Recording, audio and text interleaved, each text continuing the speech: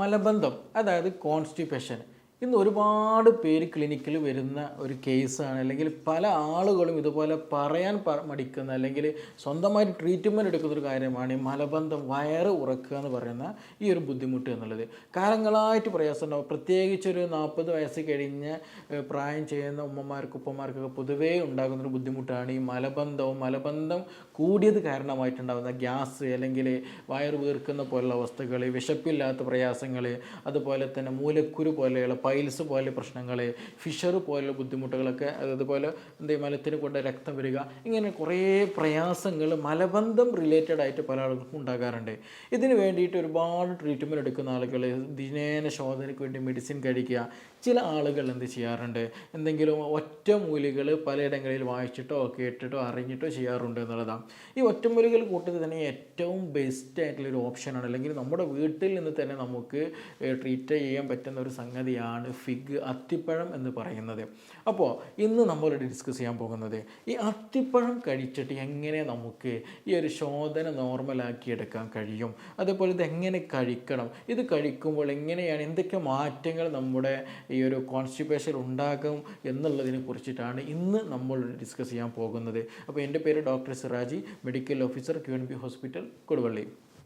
അപ്പോൾ നമ്മൾ ഒരു അത്തിപ്പഴം അതല്ലേ, അത്തിപ്പഴം കഴിക്കുമ്പോൾ നമ്മുടെ ശരീരത്തിൽ എന്തൊക്കെ മാറ്റങ്ങൾ വരുന്നത്, നമ്മുടെ ദഹനത്തിൽ എന്തൊക്കെ മാറ്റങ്ങൾ വരുന്നത്, എങ്ങനെയാണ് ശോധന നോർമലാക്കി കിട്ടാൻ ഇത് സഹായിക്കുന്നത്, എന്തൊക്കെ ഗുണങ്ങൾ ഇതിലുണ്ട്. ഇനി അതുമല്ല, ഒരുപാട് പേര് അത്തിപ്പഴം കഴിക്കാറുണ്ട്. ഞാൻ എൻ്റെ ക്ലിനിക്കിൽ വരുന്ന സമയത്ത് അവരോട് പറയുമ്പോൾ അവർ പറയും, ഡോക്ടർ ഞങ്ങൾ കാലങ്ങളായിട്ട് ഇത് കഴിക്കാറുണ്ട് എന്നുള്ളതൊക്കെ പലപ്പോഴും പറയാറുള്ള ഒരു സംഗതി കൂടെയാണ്. പക്ഷേ പലപ്പോഴും ഇത് ശരിയായ രീതിയിൽ അല്ലെങ്കിൽ വേണ്ട വിധേന, വേണ്ട ക്വാണ്ടിറ്റിയിൽ, വേണ്ട രൂപത്തിൽ എടുക്കുന്നില്ല എന്നുള്ളത് വലിയൊരു മിസ്റ്റേക്കാണ്. അങ്ങനെ വരുമ്പോൾ നമ്മൾ പ്രതീക്ഷിച്ച രൂപത്തിൽ ഇതിന് റിസൾട്ട് കിട്ടില്ല എന്നുള്ളതും ഒരു വലിയൊരു പ്രശ്നം തന്നെയാണ്.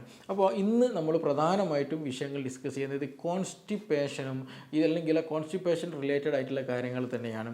അപ്പോൾ ആദ്യം എത്തിപ്പഴം കാര്യങ്ങൾ പറയുന്നതിന് മുമ്പായിട്ട് നമുക്ക് വയറ് എന്തുകൊണ്ടാണ് ഇങ്ങനെ നമുക്ക് വയറ് ഉറച്ചു പോകുന്നത്, പ്രായം ചെല്ലുന്നപ്പോൾ ഈ ഒരു പ്രശ്നം കൂടുതൽ ബുദ്ധിമുട്ട് എന്തുകൊണ്ടാണ് വയറ് ഉറക്കുന്നൊരവസ്ഥ വരുന്നതിന് എന്നുള്ളത് ആദ്യം മനസ്സിലാക്കേണ്ടതുണ്ട്. നമുക്കറിയാം ഒരുപാട് കാരണങ്ങൾ, എല്ലാ അസുഖങ്ങളെയും പോലെ ഈ വയറ് ഉറക്കുന്ന അല്ലെങ്കിൽ മലബന്ധം ഉണ്ടാകാൻ എന്ത് ചെയ്യുന്നുണ്ട്, ഒരുപാട് കാരണങ്ങളുണ്ട്. അതിൽ പ്രധാനപ്പെട്ട ഒരു കാരണം നമ്മുടെ ഭക്ഷണത്തിൽ ശ്രദ്ധിക്കേണ്ടത് ഒന്ന് ലോ ഫൈബർ ആയിട്ടുള്ള ഭക്ഷണങ്ങൾ കഴിക്കുക എന്നുള്ളതാണ്. നമുക്കറിയാം നമ്മുടെ വീടുകളിൽ നിന്ന് പൊതുവേ നമ്മൾ എന്ത് ചെയ്യും, കുറേ ചോറ് എടുക്കും, അതിലേക്ക് എന്തെങ്കിലും കറികൾ എന്തെങ്കിലും ഉണ്ടായി, ചിലപ്പോൾ വെജിറ്റബിൾസ് ആയിരിക്കും, അല്ലെങ്കിൽ എന്തെങ്കിലും നോൺ വെജ് ആയിട്ടുള്ള എന്തെങ്കിലും കറികളൊക്കെ ഉണ്ടായിരിക്കും, ചിലപ്പോൾ നല്ല മുളകിട്ട കറിയൊക്കെ അതിലുണ്ടായിരിക്കും, അത്യാവശ്യം നല്ല എരിവുണ്ടായിരിക്കും, പിന്നെ മാത്രമല്ല കുറഞ്ഞ ഒരു ഉപ്പേരിയോ, കേബേജ് ഉപ്പേരിയോ, പയർ ഉപ്പേരിയോ, എന്തെങ്കിലും ഇലക്കറികളോ, എന്തെങ്കിലും ഒരു ഉപ്പേരി കാര്യങ്ങളൊക്കെ ഉണ്ടായിരിക്കും, എന്തെങ്കിലും മീൻ പൊരിച്ചോ എന്തെങ്കിലും അങ്ങനെ ഉണ്ടായിരിക്കും, എന്തെങ്കിലും പപ്പട കൂടെ അങ്ങനെയുള്ള സംഗതികളൊക്കെ ഉണ്ടായിരിക്കും. അങ്ങനെ ഒരു ആവറേജ് ഒരു എന്താ പറയുക മിഡിൽ ക്ലാസ് ആയിട്ടുള്ള ഒരാളുടെ ഒരു ഡയറ്റ് അല്ലെങ്കിൽ ഭക്ഷണം എന്ന് പറയുന്നത് ആ ഒരു മെത്തേഡിലാണ് പോകുന്നത്. കറക്റ്റ് ഒരു കൃത്യമായിട്ടുള്ള ഒരു സർക്കിൾ അല്ലെങ്കിൽ ഒരു ഡയറ്റ് ഓറിയൻറ്റഡ് ആയിട്ടുള്ള മീൻസ് നമ്മുടെ ബോഡിക്ക് ആവശ്യമുള്ള കണ്ടൻറ്റുകൾ ഓറിയൻറ്റഡ് ആയിട്ടുള്ള ഒരു ഭക്ഷണശീലം നമുക്ക് ഇല്ല എന്നുള്ളത് തന്നെയാണ്. അപ്പോൾ നമ്മൾ ഭക്ഷണശീലത്തിൽ ഉണ്ടാകുന്ന മാറ്റങ്ങൾ ആദ്യം കൊണ്ടുവരിക എന്നുള്ളതാണ് ആദ്യമായിട്ട് ഇതിൽ ശ്രദ്ധിക്കേണ്ടത്. അല്ലെങ്കിൽ വയറ് ഉറക്കുന്നുണ്ടെങ്കിൽ, നിങ്ങൾക്ക് ഇടയ്ക്കിടയ്ക്ക് വയറ് ഉറക്കുന്ന അവസ്ഥയൊക്കെ വരുന്നുണ്ടെങ്കിൽ ആദ്യം നമ്മൾ ശ്രദ്ധിക്കേണ്ടത് ഞാൻ കഴിക്കുന്ന ഭക്ഷണത്തിൽ എന്തെങ്കിലും പ്രശ്നങ്ങളുണ്ടോ, അതിലെന്തെങ്കിലും കൂട്ടേണ്ടതുണ്ടോ, കുറയ്ക്കേണ്ടതുണ്ടോ, എന്തെങ്കിലും ഒഴിവാക്കേണ്ടതുണ്ടോ എന്നുള്ളത് കൃത്യമായിട്ട് മനസ്സിലാക്കണം എന്നുള്ളത് തന്നെ. അതിലാദ്യം മനസ്സിലാക്കേണ്ട കാര്യമാണ് ഫൈബർ റിച്ച് ആയിട്ടുള്ള ഫുഡ് കഴിക്കുക എന്നുള്ളത്. നമുക്കറിയാം നമ്മുടെ മലം നമുക്കൊരു സോഫ്റ്റ് നാച്ചുറൽ ആകുമ്പോൾ മാത്രമേ എന്ത് ചെയ്യുള്ളൂ, അത് ശരിയായ രീതിയിൽ മലദ്വാരത്തിലൂടെ പുറത്ത് കളയാൻ നമുക്ക് കഴിയുകയുള്ളൂ. അത് പലപ്പോഴും ഹാർഡ് സ്റ്റൂൾ ആകുമ്പോൾ നല്ല കട്ടിയിൽ നല്ല സ്ട്രോങ് ആയിട്ട് ഒരു സ്റ്റോണിനെ ഒരു കല്ലിൻ്റെ രൂപത്തിൽ നല്ല ഹാർഡായിട്ട് പോകുമ്പോഴാണ് പലപ്പോഴും നമുക്ക് ശോധന കിട്ടാത്തത്, നല്ല പെയിൻഫുൾ വരുന്നത്, നല്ല ഗ്യാസ് വരുന്നത്, ഇങ്ങനെയുള്ള പല വയറ് വീർക്കുന്ന അവസ്ഥകൾ, അങ്ങനെയുള്ള പല ബുദ്ധിമുട്ടുകളും ഉണ്ടാകുന്നത്, കോൺസ്റ്റിപ്പേഷൻ വരുന്നത് അങ്ങനെയൊക്കെ തന്നെയാണല്ലോ. സ്വാഭാവികമായിട്ടും ഇത് വരാനുള്ളൊരു സാധ്യത കൂടുതൽ ആർക്കാന്ന് വെച്ചിട്ടുണ്ടെങ്കിൽ ഫൈബർ വളരെ അധികം കുറവെടുക്കുന്ന ആളുകൾക്കാണ് ഇങ്ങനെയുള്ള ബുദ്ധിമുട്ടുകൾ പലപ്പോഴും കണ്ടുവരാറുള്ളത്. അപ്പോൾ നമ്മുടെ ഭക്ഷണത്തിൽ ഫൈബർ അടങ്ങിയിട്ടുള്ള ഭക്ഷണം ഉണ്ട് എന്നുള്ളത് നിർബന്ധമായിട്ട് നമ്മൾ ഉറപ്പുവരുത്തണം. അതായത് ഫൈബർ എന്ന് വെച്ചിട്ടുണ്ടെങ്കിൽ നമ്മുടെ ഇലക്കറികൾ നല്ല ഫൈബർ റിച്ച് ആയിട്ടുള്ള സംഗതിയാണ്. അതേപോലെ നട്ട്സുകൾ നല്ല ഫൈബർ റിച്ച് ആയിട്ടുള്ള ഭക്ഷണ പദാർത്ഥങ്ങളിൽ പെട്ടതാണ്. അപ്പോൾ ഇതൊക്കെ കഴിക്കുന്ന സമയത്ത് ചെയ്യും. ഈ ഫൈബറിന് ഒരുപാട് ഗുണങ്ങളുണ്ട്. ഒന്ന് എന്താണെന്ന് ചോദിച്ചിട്ടുണ്ടെങ്കിൽ നമ്മുടെ എന്താ ചെയ്യുക, നമുക്കറിയാം, ഞാൻ നേരത്തെ പറഞ്ഞു, മലം സോഫ്റ്റ് ആയാൽ മാത്രമേ എന്ത് ചെയ്യുള്ളൂ, മലം ശരിയായ രീതിയിൽ പുറന്തള്ളാൻ കഴിയുള്ളൂ. അപ്പോൾ ഈ ഫൈബർ നമ്മുടെ ശരീരത്തിൽ നമ്മൾ ഭക്ഷണത്തിൽ കൂടുതലായിട്ട് കഴിക്കുന്നുണ്ടെങ്കിൽ, ആവശ്യത്തിന് കഴിക്കുന്നുണ്ടെങ്കിൽ എന്ത് ചെയ്യും, അത് മലം സോഫ്റ്റ് ആക്കി എടുക്കാൻ നന്നായിട്ട് ഹെൽപ്പ് ചെയ്യും എന്നുള്ളതാണ്. കാരണം ഇതെന്ത് ചെയ്യും, ഈ ഫൈബർ ഒരു ക്വാളിറ്റി ഉണ്ട്, എന്താണ്, വാട്ടർ അബ്സോർപ്ഷൻ എന്നുള്ളൊരു ക്വാളിറ്റി ഉണ്ട്. വെള്ളത്തെ എന്ത് ചെയ്യും, നല്ലവണ്ണം പിടിച്ചു നിർത്താനുള്ള ഒരു കപ്പാസിറ്റി ഫൈബർ ഉണ്ട് എന്നുള്ളതാണ്. അപ്പോൾ നമ്മൾ അത്യാവശ്യത്തിന് ഫൈബറൊക്കെ ഭക്ഷണത്തിൽ ഉൾപ്പെടുത്തിയാൽ സ്വാഭാവികമായിട്ടും എന്ത് ചെയ്യും, മലത്തിലെ വെള്ളത്തിൻ്റെ അംശം കൂടുകയും ചെയ്യും. മലം സോഫ്റ്റ് ആകാനും കൂടുതൽ പ്രയാസമില്ലാതെ ഹാർഡാകാത്ത രൂപത്തിൽ തന്നെ മലം പുറന്തള്ളാനും നമുക്ക് സാധിക്കുമെന്നുള്ളതാണ്. അപ്പോൾ നമ്മുടെ ഭക്ഷണത്തിൽ എന്ത് ശ്രദ്ധിക്കണം, ഫൈബർ കൃത്യമായിട്ടുള്ളവയിൽ ഒരു ഭക്ഷണത്തിൽ ഉണ്ട് എന്നുള്ളത് നിർബന്ധമായിട്ട് ഉറപ്പുവരുത്തുക. അതിന് നല്ല ഇലക്കറികൾ, നല്ല ഫ്രൂട്ട്സുകൾ, സലാഡുകളൊക്കെ എന്ത് ചെയ്യുക, ഭക്ഷണത്തിൽ ഉൾപ്പെടുത്തുക എന്നുള്ളതാണ്. അതിലൊക്കെ ഒരുപാട് നല്ല ഫൈബേഴ്സ് ഉണ്ടായിരിക്കും. അതുപോലെ നല്ല നട്ട്സുകളൊക്കെ എന്ത് ചെയ്യുക, ഡ്രൈ ഫ്രൂട്ട്സുകളൊക്കെ ഭക്ഷണത്തിൽ ഉൾപ്പെടുത്താൻ പ്രധാനമായിട്ടും ശ്രദ്ധിക്കുക എന്നുള്ളതാണ്. ഇനി മറ്റൊന്നാണ് എന്താണ്, ഭക്ഷണം കഴിക്കുമ്പോൾ എന്ത് ചെയ്യും, ഭക്ഷണത്തിൻ്റെ കാര്യമാണ് നമ്മൾ പറയുന്നത്. ഇതിൽ ആദ്യം ഫൈബർ റിച്ച് ആയിട്ടുള്ള ഇലക്കറികൾ കാര്യങ്ങൾ ഉൾപ്പെടുത്തുക എന്നുള്ളതാണ്. രണ്ടാമത്തെ ഒരു കാര്യമാണ് പ്രോട്ടീൻ എന്നുള്ളത്. പ്രോട്ടീൻ അമിതമായിട്ട് കഴിച്ചിട്ടുണ്ടെങ്കിൽ എന്ത് ചെയ്യും, അവർക്ക് കോൺസ്റ്റിപ്പേഷൻ വരും എന്നുള്ളതാണ്. നമുക്കറിയാം, നമ്മുടെ ഭക്ഷണത്തിൽ എല്ലാ സാധനങ്ങളിലും ഒരു നിശ്ചിത എമൗണ്ട് വളരെ നിർബന്ധമാണ്. ഫൈബർ നിശ്ചിത എമൗണ്ട് വേണം, അതുപോലെ കാർബ് നിശ്ചിത എമൗണ്ട് വേണം, നല്ല ഫാറ്റ് നിശ്ചിത എമൗണ്ട് വേണം, എന്നതുപോലെ തന്നെ പ്രോട്ടീൻസും നല്ല നിശ്ചിത എമൗണ്ട് തന്നെ വേണം എന്നുള്ളതാണ്. ഇന്നത്തെ ചുറ്റുപാടിൽ അമിതമായിട്ട് പ്രോട്ടീൻസ് എടുക്കുന്ന ഒരു കണ്ടീഷൻ ഉണ്ടാകാറുണ്ട്. രാവിലെയും ഇറച്ചി, ഉച്ചക്കും ഇറച്ചി, രാത്രിയും ഇറച്ചി, റെഡ് മീറ്റ് ആയിട്ടും വൈറ്റ് മീറ്റ് ആയിട്ടും അല്ലാത്തതും, അങ്ങനെ അമിതമായിട്ട് പ്രോട്ടീൻ എടുത്തു കഴിഞ്ഞാൽ സ്വാഭാവികമായിട്ടും അവരിൽ കോൺസ്റ്റിപ്പേഷൻ വരും എന്നുള്ളതാണ്. ഈ പ്രോട്ടീൻ ഇൻഡൈജഷനുള്ള ആളുകൾ, ചില ആളുകൾക്ക് ബീഫൊക്കെ കഴിച്ചിട്ടുണ്ടെങ്കിൽ എന്ത് ചെയ്യും, വയറൊക്കെ വീർത്തതുപോലെ, ഒരു ദഹനക്കേട് പോലെ, ബ്ലോട്ടിംഗ് ഒക്കെ വന്നിട്ട് പ്രയാസമുള്ള ആളുകളുണ്ട്. ദഹനക്കേടിന് പ്രയാസം ഉണ്ടായിരിക്കും. അവർക്ക് എന്താ, അസിഡിറ്റി കുറവുള്ള കണ്ടീഷൻ, ഹൈപ്പോ അസിഡിറ്റി എന്നുള്ള പ്രശ്നങ്ങൾ ഉണ്ടായിരിക്കാം. അല്ലെങ്കിൽ പെപ്സിൻ പോലെയുള്ള ഹോർമോൺ പ്രൊഡക്ഷൻ, എൻസൈം പ്രൊഡക്ഷനൊക്കെ എന്ത് ചെയ്യും, കുറവുണ്ടായിരിക്കും. അപ്പോൾ ദഹനത്തിന് സഹായിക്കുന്ന ഹോർമോണുകളും കാര്യങ്ങളും എൻസൈമുകളൊക്കെ എന്ത് ചെയ്യും, കുറവ് ഉണ്ടായിരിക്കും. അപ്പോൾ അങ്ങനെയൊക്കെ വന്നാൽ ഇൻഡൈജഷൻ ഉണ്ടാവുകയും ഇതേപോലെ കോൺസ്റ്റിപ്പേഷൻ ഉണ്ടാകാനുള്ള സാധ്യത വളരെ വളരെ കൂടുതലാണ്. അപ്പോൾ അമിതമായിട്ട് എന്ത് ചെയ്യുക, ഒരു ദിവസം മറ്റേ പ്രോട്ടീൻ എടുത്തു കഴിഞ്ഞാൽ അത് മറ്റു പല മലബന്ധം ഉണ്ടായിരിക്കും. അതേപോലെ തന്നെ കുടലിലെ ക്യാൻസർ പോലെ, എസ്പെഷ്യലി റെഡ് മീറ്റ് എടുക്കുകയാണെന്നുണ്ടെങ്കിൽ ക്യാൻസറസ് കണ്ടീഷനിലേക്ക് എത്തിക്കാനുള്ള സാധ്യത വളരെ ഉണ്ട്. അതുകൊണ്ടാണ് നമ്മൾ പലപ്പോഴും പറയാറുണ്ട്, നിങ്ങൾക്ക് മലബന്ധം ഉണ്ടെങ്കിൽ, അല്ലെങ്കിൽ പൈൽസ് ഉണ്ട്, കോൺസ്റ്റിപ്പേഷൻ ഉണ്ട്, ബ്ലീഡിങ് വരുന്ന ബുദ്ധിമുട്ടുകളൊക്കെ ഉണ്ട്, ഫിഷറൊക്കെ ഉണ്ടെങ്കിൽ ഒരിക്കലും എന്ത് ചെയ്യരുത്, നിങ്ങൾ മുട്ട കഴിക്കരുത്, അല്ലെങ്കിൽ പ്രോട്ടീൻ എടുക്കരുത് എന്ന് പറയുന്നത് അതുകൊണ്ടാണ്. അപ്പോൾ ഇത് അമിതമായിട്ട് എടുക്കുന്ന സമയത്ത് അതിൻ്റേതായിട്ടുള്ള റിയാക്ഷനുകൾ നമ്മുടെ ബോഡിയിലുണ്ടായിരിക്കും. അത് മലബന്ധം കൂട്ടാനും ഇതുപോലെയുള്ള പല അസുഖങ്ങൾ വരുത്തി വെക്കാനും കാരണമാകുമെന്നുള്ളതാണ്. ഇത് ഒഴിവാക്കാൻ അല്ല പറഞ്ഞത്, നിശ്ചിത എമൗണ്ട് മാത്രം എടുത്ത് ശീലിക്കുക. അസുഖം കൂടുതലായിട്ടുള്ള ആളുകൾ എന്ത് ചെയ്യുക, പരമാവധി വളരെ ലിമിറ്റഡ് ആയിട്ടും അല്ലാന്നുണ്ടെങ്കിൽ ക്രോണിക് ആണെന്നുണ്ടെങ്കിലും പൂർണ്ണമായിട്ട് മാറ്റി നിർത്തിയിട്ട് കഴിക്കുന്ന, അല്ലെങ്കിൽ അങ്ങനെയുള്ളൊരു ശീലം തന്നെ കൊണ്ടുവരാൻ പരമാവധി ശ്രദ്ധിക്കുക എന്നുള്ള കണ്ടീഷൻ അനുസരിച്ചിട്ട് മാത്രമേ ചെയ്യാൻ പാടുള്ളൂ എന്നുള്ളത് തന്നെയാണ്.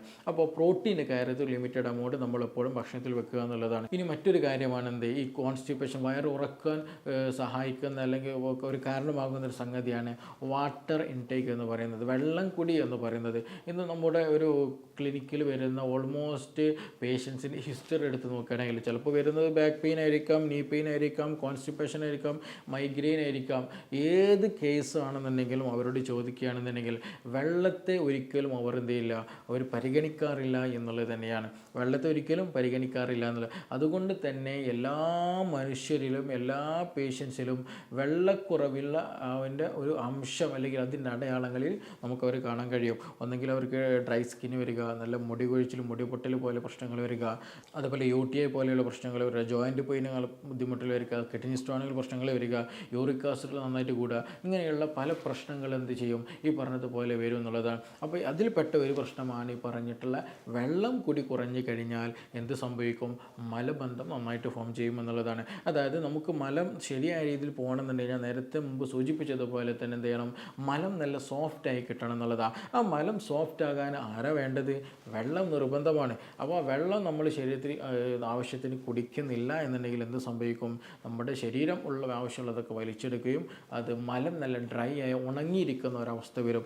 അങ്ങനെ വന്നു കഴിഞ്ഞാൽ എന്ത് ചെയ്യും, നല്ല ഹാർഡ് സ്റ്റൂളാവും, നല്ല പെയിൻഫുള്ളായിട്ട് നമ്മൾ ഡെഫിക്കേഷന് ടോയ്ലറ്റ് ഇരിക്കേണ്ടി വരും, ശരിയായ രീതിയിൽ ശോധന നമുക്ക് കിട്ടുകയും ഇല്ല എന്നുള്ളതാണ്. അപ്പോൾ നമ്മൾ ദിവസം ദിവസം എന്ത് ചെയ്യണം, ഈ ഭക്ഷണം കഴിക്കുന്നതിന് കൂടെ തന്നെ ശ്രദ്ധിക്കേണ്ടതാണ് വെള്ളം കുടിക്കുക. അത് ഈ ജ്യൂസ് എന്നോ അല്ലെങ്കിൽ കോഫി എന്നോ അല്ല, കറക്റ്റ് നമ്മൾ പച്ച വെള്ളം തന്നെ എന്ത് ചെയ്യുക, ദിവസവും ഒരു ആവറേജ് ഒരു ഹ്യൂമൻ ബീങ് 2 മുതൽ 3 ലിറ്റർ ആവറേജ് കഴിക്കുക. കൂടുതലായിട്ട് നിങ്ങൾ എന്തെങ്കിലും കൂടുതൽ വർക്ക് ചെയ്യുന്നുണ്ട്, കൂടുതൽ സൺ എക്സ്പോഷറിൽ നിങ്ങൾ വർക്ക് ചെയ്യുന്നുണ്ട്, നല്ല ഹീറ്റഡ് ആയിട്ടുള്ള കണ്ടീഷനിൽ വർക്ക് ചെയ്യുന്നുണ്ടെങ്കിൽ എന്ത് ചെയ്യുക, അതിനനുസരിച്ചിട്ടുള്ള മാറ്റങ്ങൾ വെള്ളത്തിൽ കൊണ്ടുവരാനും നിർബന്ധമായിട്ടും ശ്രദ്ധിക്കുക എന്നുള്ളതാണ്. അപ്പോൾ ആവശ്യത്തിന് വെള്ളം കുടിക്കുന്നുണ്ടെന്നുള്ളത് നിർബന്ധമായിട്ട് ഉറപ്പുവരുത്തുക. നമ്മൾ ഏതൊക്കെ പറഞ്ഞ്, ഇന്ന് ഫൈബർ റിച്ച് ആയിട്ടുള്ള ഫുഡ് കഴിക്കണം, വെജിറ്റബിൾസ് ഫ്രൂട്ട്സുകളൊക്കെ ഭക്ഷണത്തിൽ ഉൾപ്പെടുത്തുക, 2 അമിതമായിട്ട് പ്രോട്ടീൻ എടുക്കുന്ന ശീലങ്ങൾ ഒഴിവാക്കുക, 3ാമത്തേത് എന്ത് ചെയ്യണം, ആവശ്യത്തിന് വെള്ളം കുടിക്കുക. ഒരു 2.5 മുതൽ 3 ലിറ്റർ വരെ ആവറേജ് ഒരു ഹ്യൂമൻ ബീങ് എന്ത് ചെയ്യണം, വെള്ളം കുടിക്കാൻ നിർബന്ധമായിട്ട് ശ്രദ്ധിക്കുക എന്നുള്ളതാണ്. ഇനി 4ാമത്തേതാണ് നമ്മൾ ഭക്ഷണത്തിൽ എന്ത് ചെയ്യുക, നല്ല പ്രോബയോട്ടിക്സ് ഉപയോഗപ്പെടുത്തുക എന്നുള്ളതാണ്. പ്രോബയോട്ടിക്സ് ചില ആളുകൾക്ക് അറിയാവുന്നതായിരിക്കാം, പക്ഷേ എന്നാലും സൂചിപ്പിക്കുകയാണ്. പ്രോബയോട്ടിക്സ് എന്ന് പറഞ്ഞിട്ടുണ്ടെങ്കിൽ നമുക്കറിയാം, നമ്മുടെ കുടലിൽ ഒരുപാട് ബാക്ടീരിയകളുണ്ട്, നല്ല ബാക്ടീരിയകളുണ്ട്, ചീത്ത ബാക്ടീരിയകളുണ്ട് എന്നുള്ളതാണ്. അപ്പോൾ ഈ നല്ല ബാക്ടീരിയയുടെ പ്രവർത്തന ഫലം നമുക്ക് ഒരുപാട് ഗുണങ്ങൾ നമ്മുടെ ശരീരത്തിന് കിട്ടുന്നുണ്ട്. നമ്മുടെ ഇമ്മ്യൂണിറ്റി ബാലൻസ്ഡ് ആക്കാൻ അവർ സഹായിക്കുന്നുണ്ട്, നമ്മുടെ ദഹനത്തിന് അവർ മെയിൻറ്റെയിൻ ചെയ്യുന്നുണ്ട്. അതേപോലെ തന്നെ ഗ്യാസ് പോലെ പ്രശ്നങ്ങളൊന്നും ഇല്ലാണ്ടിരിക്കാൻ, നല്ല രീതിയിൽ ദഹനം സംഭവിക്കാനും മലം പുറന്തള്ളാൻ എന്ത് സഹായിക്കുന്നുണ്ട്, ഇതുപോലെയുള്ള സംഗതികൾ ബാക്ടീരിയ സഹായിക്കുന്നുണ്ട്. രോഗം വരാതിരിക്കാൻ എന്ത് ചെയ്യുന്നുണ്ട്, ഇത് സഹായിക്കുന്നുണ്ട് എന്നുള്ളത് തന്നെയാണ്. അപ്പോൾ ഈ ഒരു നല്ല ബാക്ടീരിയ എപ്പോഴും മെയിൻറ്റെയിൻ ചെയ്ത് അവിടെ നിലനിർത്തുക എന്നുള്ളത് വളരെ പ്രധാനമായിട്ടാണ്. ചില ആളുകൾക്ക് IBD IBS പോലെയുള്ള പ്രശ്നങ്ങളൊക്കെ ഉണ്ടായിരിക്കും. അതായത് ചില സമയത്ത് നല്ല കോൺസ്റ്റിപ്പേഷൻ വരിക, ചില സമയത്ത് ഭയങ്കരമായിട്ട് ലൂസ് സ്റ്റൂൾ പോവുക, നല്ല ക്ഷീണം വരിക, പനി വരിക, അങ്ങനെയുള്ള പല ബുദ്ധിമുട്ടുകളും ഉണ്ടാവുക. അതുപോലെ സ്കിൻ അലർജീസുകൾ വരിക, മാറാത്ത സ്കിൻ അലർജീസ് ഉണ്ടാവുക, അതേപോലെ താരൻ ഇങ്ങനെ കൂടുതലായിട്ട് വരിക, മൈഗ്രെയിൻ പോലുള്ള പ്രശ്നങ്ങൾ വരിക. ഇതിൻ്റെ എല്ലാം ബേസിക് റീസൺ എന്ന് പറയുന്നത് ഈ ഗട്ടിലുണ്ടാകുന്ന, അതായത് കുടലിലുണ്ടാകുന്ന ഈ ബാക്ടീരിയയുടെ പ്രവർത്തന ഫലമായിട്ടാണ്. അതായത് ചിലപ്പോൾ എന്ത് ചെയ്യും, ഈ നല്ല ബാക്ടീരിയ അമിതമായിട്ട് പല സ്ഥലത്ത് വളർന്നു പോകും. സ്മോൾ ഇൻറ്റെസ്റ്റൈൻ ബാക്ടീരിയൽ ഓവർ ഗ്രോത്ത് എന്ന് പറയും. ചില സമയത്ത് എന്ത് ചെയ്യും, ബാഡ് ബാക്ടീരിയ വളരെ കൂടുതലായിട്ട് വളരുകയും ചെയ്യും. ഇതെന്ത് ചെയ്യും, കുറഞ്ഞ എമൗണ്ടിൽ നല്ല ബാക്ടീരിയ കുറഞ്ഞ എമൗണ്ടും ആയി പോകുന്ന കണ്ടീഷൻ. അങ്ങനെ പല രീതിയിൽ എന്ത് ചെയ്യാറുണ്ട്, നമ്മുടെ ശരീരത്തെ ഇത് ബാധിക്കാറുണ്ട് എന്നുള്ളതാണ് സാരം. അപ്പോൾ എന്ത് തന്നെയായാലും നമ്മുടെ ശരീരത്തെ ദഹനം സൂപ്പറാക്കണമെന്നുണ്ടെങ്കിൽ, നല്ല രീതിയിൽ ദഹനം ഉണ്ടാക്കിയെടുക്കണമെന്നുണ്ടെങ്കിൽ ഈ ബാക്ടീരിയക്ക് വലിയൊരു റോളുണ്ട് എന്നുള്ളത് തന്നെയാണ്. അപ്പോൾ എന്ത് ചെയ്യണം, നമ്മുടെ ഭക്ഷണത്തിൽ ഒരു ലിമിറ്റഡ് എമൗണ്ട് ആയിട്ട് എന്നും ഈ നല്ല ബാക്ടീരിയകൾ അടങ്ങിയിട്ടുള്ള ഒരു ഭക്ഷണം ഉൾപ്പെടുത്താൻ പരമാവധി ശ്രദ്ധിക്കുക എന്നുള്ളതാണ്. അതും ഈ നമ്മൾ ദഹനക്കേട് കുറയ്ക്കാൻ, അസിഡിറ്റി കുറയ്ക്കാൻ, അതേപോലെ തന്നെ മൈഗ്രെയിൻ പോലെ പ്രശ്നങ്ങൾ കുറയ്ക്കാൻ, ഉറക്കമില്ലാത്ത പ്രശ്നങ്ങൾ കുറയ്ക്കാൻ, മുടികൊഴിച്ചിൽ ഒഴിവാക്കാൻ, താരൻ്റെ പ്രശ്നങ്ങൾ ഒഴിവാക്കാൻ, ബാക്ക് പെയിൻ മാറ്റാൻ, UTI മാറ്റാൻ, പൈൽസ് പോലെ പ്രശ്നങ്ങൾ മാറ്റാൻ, കോൺസ്റ്റിപ്പേഷൻ മാറ്റാൻ, ഇതൊക്കെ മാറ്റാൻ നല്ലോണം സഹായിക്കുന്ന സംഗതിയാണ് ഈ പ്രോബയോട്ടിക് കഴിക്കുക എന്ന് പറഞ്ഞാൽ. അതിൽ ഏറ്റവും ബെസ്റ്റ് സംഗതിയാണ് എന്ത്, തൈര് കഴിക്കുക, യോഗട്ട് കഴിക്കുക എന്നുള്ളത്. അമിതമായിട്ട് പുളി വേണ്ടതില്ല, ഒരു ലിമിറ്റഡ് എമൗണ്ട് തൈര് കഴിക്കുകയാണെന്നുണ്ടെങ്കിൽ എന്ത് ചെയ്യാം, അതായത് ചെറിയ ഒരു പുളി വരുന്ന തൈരുകൾ നിങ്ങൾ ഭക്ഷണത്തിൽ 100 ഗ്രാം സലാഡ് രൂപത്തിലോ അല്ലാത്ത രൂപത്തിൽ നിങ്ങൾ കഴിക്കുകയാണെന്നുണ്ടെങ്കിൽ നിങ്ങൾ ദഹനത്തെ നല്ല പ്രൊമോട്ട് ചെയ്യുകയും കോൺസ്റ്റിപ്പേഷൻ കുറക്കാൻ അത് സഹായിക്കുക എന്നുള്ളതാണ്. നല്ല പുളിയുള്ളത് നിങ്ങൾ ഭക്ഷണം കഴിക്കുകയാണെന്നുണ്ടെങ്കിൽ അതിൻ്റെ ഫിസിക്കൽ ക്വാളിറ്റി കാരണം നിങ്ങൾക്ക് എന്ത് സംഭവിക്കാൻ ചാൻസ് ഉണ്ട്, വീണ്ടും കോൺസ്റ്റിപ്പേഷൻ കൂടാനുള്ള ചാൻസ് ഉണ്ട്. അപ്പോൾ ഒരു ലിമിറ്റഡ് എമൗണ്ട് ആയിട്ടുള്ള തൈര് മാത്രം കഴിക്കാം. കാരണം ചില തൈരുകൾ നമ്മൾക്ക് വാങ്ങുന്ന സമയത്ത് പലപ്പോഴും അതിൽ സുർക്ക അല്ലെങ്കിൽ വിനാഗിരി, പുളി കൂട്ടാൻ വേണ്ടി വിനാഗിരി ചേർക്കുന്ന നാച്ചുറലുകളൊക്കെ കണ്ടുവന്നിട്ടുണ്ട്. അപ്പോൾ എന്ത് ചെയ്യുക, പരമാവധി നമുക്ക് ഒറിജിൻ ആയിട്ടുള്ള സോഴ്സുകളിൽ നിന്നും പരമാവധി കളക്ട് ചെയ്യുക. അതും മീഡിയം എന്ത് ചെയ്യുക, പുളി വരുന്ന തൈരുകൾ കഴിക്കാനും കൂടെ പരമാവധി ശ്രദ്ധിക്കുക എന്നുള്ളതാണ്. ഇനി മറ്റതാണ് ഏറ്റവും ഒരു ബെസ്റ്റായിട്ടുള്ള പ്രോബയോട്ടിക് എന്ന് പറയാം. രണ്ടാമത്തേതാണ് പഴങ്കഞ്ഞി. നമ്മൾ പണ്ട് കാലങ്ങളിലൊക്കെ വീട്ടിൽ നിന്ന് എന്ത് ചെയ്യാറുണ്ട്, ഈ രാത്രി കാലത്ത് അരി അല്ലെങ്കിൽ കഞ്ഞി എടുത്ത് വെക്കുകയും രാവിലെ അത് പൊളിച്ചിട്ട് അത് കഴിക്കാറുണ്ട്. തടി കൂടാനൊക്കെ അത് പലരും കഴിക്കുന്നൊരു സംഗതി കൂടിയാണ്. അതിൽ ഒരുപാട് നല്ല ബാക്ടീരിയകൾ വളരുന്നത് കൊണ്ടാണ് അത് പൊളിപ്പ് അനുഭവപ്പെടുന്നത്. അത് നമ്മുടെ ദഹനത്തെ കൂടുതലായിട്ട് പ്രൊമോട്ട് ചെയ്യുന്ന ഒരു കാര്യം കൂടിയാണ്. അപ്പോൾ ഒരു പഴങ്കഞ്ഞി കുടിക്കുന്നത് വളരെ നല്ല ഒരു സംഗതി കൂടിയാണ്. ഇനി മറ്റൊന്നതാണ് എന്ത് ചെയ്യും, നമ്മുടെ ദഹനത്തെ പ്രൊമോട്ട് ചെയ്യുന്ന ഒരു കാര്യമാണ് ഉപ്പിലിട്ടത് എന്നുള്ളത്. ഉപ്പിലിട്ടത് എന്ന് പറയുമ്പോൾ നമ്മുടെ കടകളിൽ കാണുന്ന സംഗതിയാണ് എന്നുള്ളത് 100% നിങ്ങൾ വിശ്വസിക്കരുത്. കാരണം എന്താണെന്ന് ചോദിച്ചിട്ടുണ്ടെങ്കിൽ അതിൽ പലപ്പോഴും എന്താണ്, വിനാഗിരി, സിന്തറ്റിക് വിനാഗിരി, സുർക്ക ചേർത്തിട്ട് ചെയ്യുന്നതാണ്. പക്ഷേ യഥാർത്ഥ ഉപ്പിലിട്ടതെന്ന് പറഞ്ഞിട്ടുണ്ടെങ്കിൽ എങ്ങനെയാണ്, അത് അണുക്കളൊന്നും കയറാതെ നല്ല രീതിയിൽ സുർക്ക ഒന്നും ഉപയോഗിക്കാതെ തന്നെ എന്ത് ചെയ്യും, നാച്ചുറൽ ഫെർമെൻറ്റേഷൻ നടത്തിയിട്ട് അങ്ങനെ ഉപ്പിലിട്ട് വരാറുണ്ട്.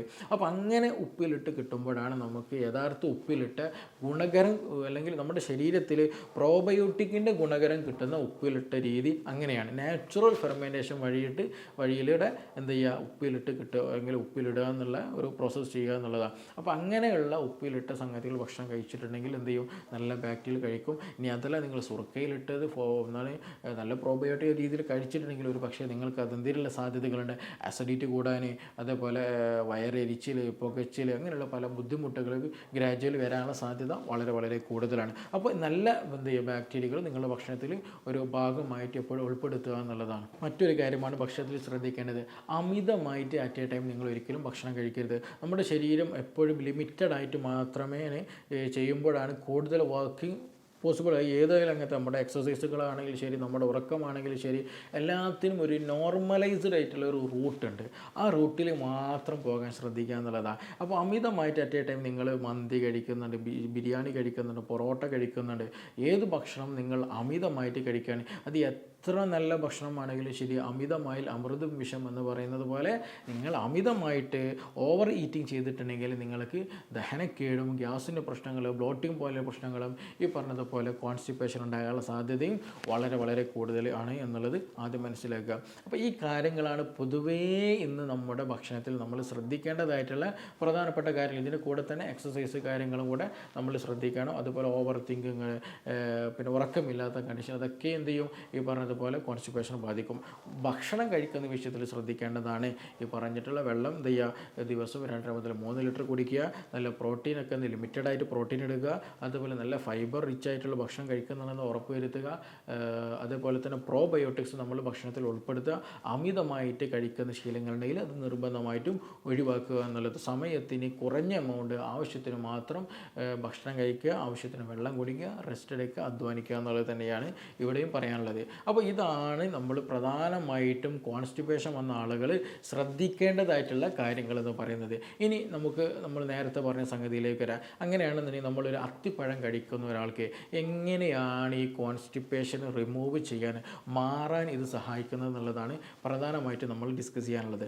ഒന്ന്, നമ്മൾ നേരത്തെ പറഞ്ഞതാണ് ഫൈബർ റിച്ച് ആയിട്ടുള്ള ഒരു സംഗതിയാണ് ഈ പറയുന്ന അത്തിപ്പഴം, ഫിഗ് എന്ന് പറയുന്നത്. അപ്പോൾ നമ്മൾ നേരത്തെ പറഞ്ഞത് ഫൈബർ റിച്ച് ആയിട്ട് ഭക്ഷണം കഴിക്കണം എന്നുള്ളത്. അപ്പോൾ അതിന് പറ്റിയ ഏറ്റവും ബെസ്റ്റ് ആയിട്ടുള്ള സോഴ്സാണ് ഒന്ന് അത്തിപ്പഴം എന്ന് പറയുന്നത്. അപ്പോൾ അത്തിപ്പഴം കഴിച്ചാൽ അതിൽ ഒരുപാട് നല്ല ഫൈബേഴ്സ് ഉണ്ട്. അത് നേരത്തെ പറഞ്ഞതുപോലെ എന്ത് ചെയ്യും, വാട്ടർ അബ്സോർപ്ഷനെ നന്നായിട്ട് സഹായിക്കുകയും അത് മലം സ്മൂത്ത് ആകാൻ, സോഫ്റ്റ് ആകാൻ സഹായിക്കുകയും മലബന്ധമില്ലാതെ പുറം തള്ളാൻ അത് നമ്മെ ഹെൽപ്പ് ചെയ്യും എന്നുള്ളതാണ്. രണ്ടാമത്തെ ഒരു ക്വാളിറ്റി എന്താണെന്ന് ചോദിച്ചാൽ അത്തിപ്പഴത്തിന് അതിനൊരു ലാക്സേറ്റീവ് ഒരു പ്രകൃതം ഉണ്ട്. നാച്ചുറൽ ലാക്സേറ്റീവ് നമുക്കറിയാം. ശോധന കുറഞ്ഞു കഴിഞ്ഞാൽ ലാക്സേറ്റീവ് ആയിട്ടുള്ള മെഡിസിൻ പല ആളുകളും ക്ലിനിക്കുകളിൽ പോയിട്ട് അല്ലെങ്കിൽ ഫാർമസി പോയിട്ട് സ്വന്തം ഇഷ്ടപ്രകാരം വാങ്ങി കഴിക്കുന്ന ആളുകളുണ്ട്. ലാക്സേറ്റീവ് ആയിട്ടുള്ള മെഡിസിൻസുകൾ, സെനാമക്കി പോലെയുള്ള മെഡിസിനുകളൊക്കെ അതിൽ പെട്ടതാണ്.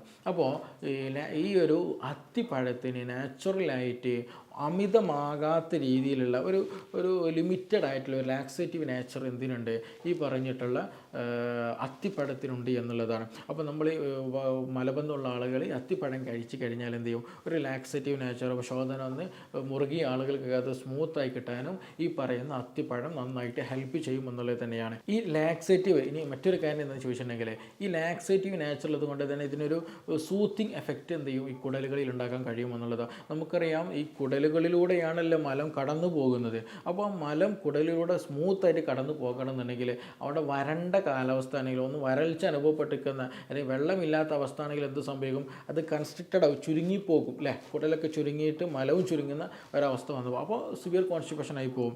പക്ഷേ നമ്മൾ അത്തിപ്പഴം കഴിക്കുകയാണെന്നുണ്ടെങ്കിൽ എന്ത് ചെയ്യും, ആ കുടലിൻ്റെയും മലത്തിൻ്റെയും ഇടയിലൊക്കെ നല്ലൊരു സൂത്തിങ് എഫക്റ്റ് കിട്ടാനും നല്ല രീതിയിലൊരു ഗ്രീസി നേച്ചർ കിട്ടാനും ശരിയായ രീതിയിൽ മലം പുറന്തള്ളാനും അത് ഹെൽപ്പ് ചെയ്യും എന്നുള്ളതാണ്. ഇനി മറ്റൊരു വളരെ വളരെ ഇമ്പോർട്ടൻ്റ് ആയിട്ടുള്ള കാര്യം, ഇത് ഫൈബർ റിച്ചായി നമ്മൾ പറയുകയുണ്ടായി. അതുകൊണ്ട് തന്നെ ഇതിന് നല്ല രീതിയിലുള്ള പ്രീബയോട്ടിക് ആക്ഷൻ കൂടെ ഉണ്ട് എന്നുള്ളതാണ്. എന്താണ് പ്രീബയോട്ടിക്? നേരത്തെ നമ്മൾ പ്രോബയോട്ടിക്കിന് വിഷയം പറഞ്ഞല്ലോ അല്ലേ, നല്ല ഗുഡ് ബാക്ടീരിയ നമ്മളെ ഹെൽപ്പ് ചെയ്യുന്നുണ്ടെന്നുള്ളത്. അപ്പോൾ ഈ ഗുഡ് ബാക്ടീരിയയുടെ ഭക്ഷണമാണ് ഈ പറഞ്ഞിട്ടുള്ള പ്രീബയോട്ടിക് എന്ന് പറയുന്നത്. അപ്പോൾ നമ്മുടെ ശരീരത്തിൽ ബാക്ടീരിയ ഉണ്ടെങ്കിൽ ആ ബാക്ടീരിയ നിലനിൽക്കണമെങ്കിൽ അവരുടെ കോളനി അവിടെ ശരിയായ രീതിയിൽ പ്രവർത്തിക്കണം എന്നുണ്ടെങ്കിൽ അവരുടെ ഭക്ഷണം അവർക്ക് ലഭിക്കണം. ഇല്ല എന്നുണ്ടെങ്കിൽ എന്ത് സംഭവിക്കും? അവർ ഡെഡായി പോയി അത് നമ്മുടെ ശരീരത്തിന് നഷ്ടപ്പെട്ടു പോകും. അപ്പോൾ നമ്മൾ ഈ അത്തിപ്പഴം പോലെയുള്ള നട്ട്സുകളൊക്കെ കഴിക്കുന്ന സമയത്ത്, പച്ചക്കറികളൊക്കെ കഴിക്കുന്ന സമയത്ത് അതിൽ നിന്ന് കിട്ടുന്ന നല്ല ഫൈബേഴ്സുകളുണ്ട്. ആ ഫൈബേഴ്സിന് പറയുന്ന പേരാണ് പ്രീബയോട്ടിക് എന്ന് പറയുന്നത്. അപ്പോൾ ഈ പറയുന്ന നല്ല ഫൈബേഴ്സ് പ്രീബയോട്ടിക് ആര് കഴിക്കും ഈ പറഞ്ഞിട്ടുള്ള നല്ല ബാക്ടീരിയകൾ ഉപയോഗപ്പെടുത്തുകയും അവരുടെ കോളനി മെയിൻറ്റെയിൻ ചെയ്യാനും അത് നന്നായിട്ട് സഹായിക്കുമെന്നുള്ളതാണ്. അപ്പോൾ ചുരുക്കി പറഞ്ഞിട്ടുണ്ടെങ്കിൽ നമ്മുടെ ശരീരത്തിലുള്ള ഈ നല്ല ബാക്ടീരിയയുടെ ഗ്രോത്തിന് സഹായിക്കുന്ന പ്രീബയോട്ടിക് ഏതിലുണ്ട്? ഈ പറഞ്ഞിട്ടുള്ള അത്തിപ്പഴത്തിൽ, ഫിഗിൽ ഉണ്ട് എന്നുള്ളത് നമ്മൾ ആദ്യം മനസ്സിലാക്കുക. ഫൈബർ ഉണ്ട്, നല്ല ഫൈബർ റിച്ചാണ്. അതുപോലെ ലാക്സേറ്റീവ് നേച്ചറുള്ള ഒരു പ്രോപ്പർട്ടി ഉള്ള സംഗതിയാണ് എന്ത്? അത്തിപ്പഴം. അതുപോലെ നല്ല പ്രീബയോട്ടിക് നേച്ചറും കൂടെയുള്ള ഒരു സംഗതിയാണ് അത്തിപ്പഴം എന്ന് പറയുന്നത്. അപ്പോൾ ഈ ഒരു അത്തിപ്പഴത്തിൽ ഒരുപാട് പ്രീബയോട്ടിക്സ് ഉള്ളത് കൊണ്ട് തന്നെ നമ്മുടെ ഇമ്മ്യൂണിറ്റി കൂടുതൽ പ്രൊമോട്ട് ചെയ്യാനും നന്നായിട്ട് ഹെൽപ്പ് ചെയ്യുന്നുള്ളതാണ്. ഇനി മറ്റൊരു ആക്ഷൻ എന്താണെന്ന് വെച്ച് കഴിഞ്ഞാൽ ആൻറ്റി ഇൻഫ്ലമേറ്ററി ആയിട്ടുള്ള ആക്ഷനുകൾ എന്തിലുണ്ട്? ഈ പറയുന്ന അത്തിപ്പഴത്തിൽ ഉണ്ട് എന്നുള്ളതാണ്. അപ്പോൾ നമ്മുടെ കുടലുകളിലൊക്കെ എന്തെങ്കിലും ഇൻഫ്ലമേഷനൊക്കെ വന്നിട്ടുണ്ടെങ്കിൽ അതൊക്കെ കുറയ്ക്കാൻ, അവിടെ ഉണ്ടാകുന്ന നീർക്കെട്ടുകൾ, ചെറിയ ഇൻഫ്ലമേഷനൊക്കെ കുറയ്ക്കാൻ ഈ പറഞ്ഞിട്ടുള്ള പ്രോപ്പർട്ടി, ആൻറ്റി ഇൻഫ്ലമേറ്ററി എന്നുള്ള പ്രോപ്പർട്ടി ഫിഗിലുള്ളത് കൊണ്ട് അതും നമ്മുടെ ശരീരത്തെ നന്നായിട്ട് ഗുണകരിക്കുന്നതാണ്.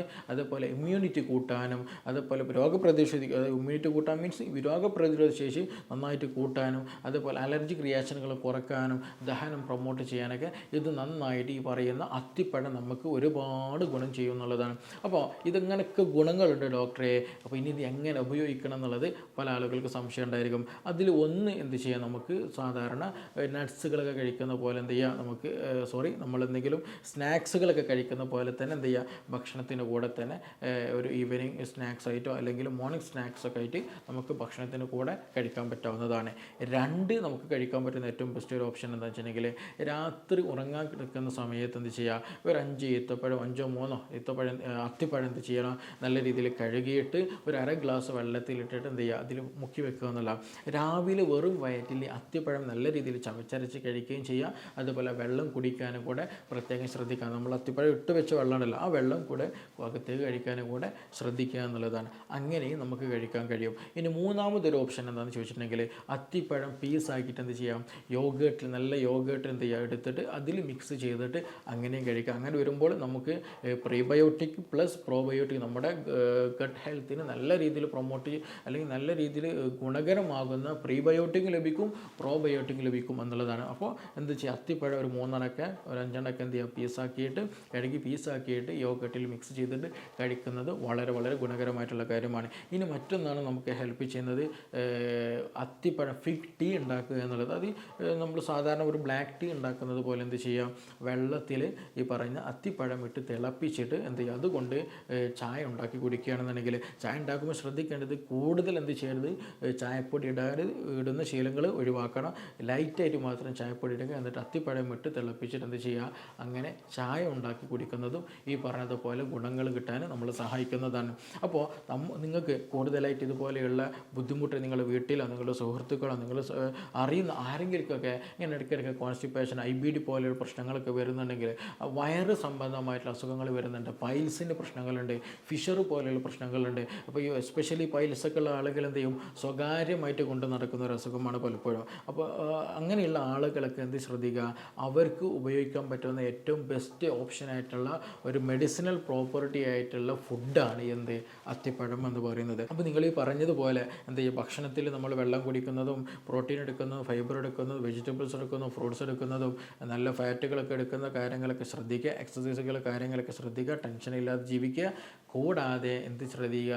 ഇതുപോലെയുള്ള അത്തിപ്പഴം നിങ്ങൾ ഭക്ഷണത്തിൽ ഒരു ശീലമാക്കി കൊണ്ടുവരിക.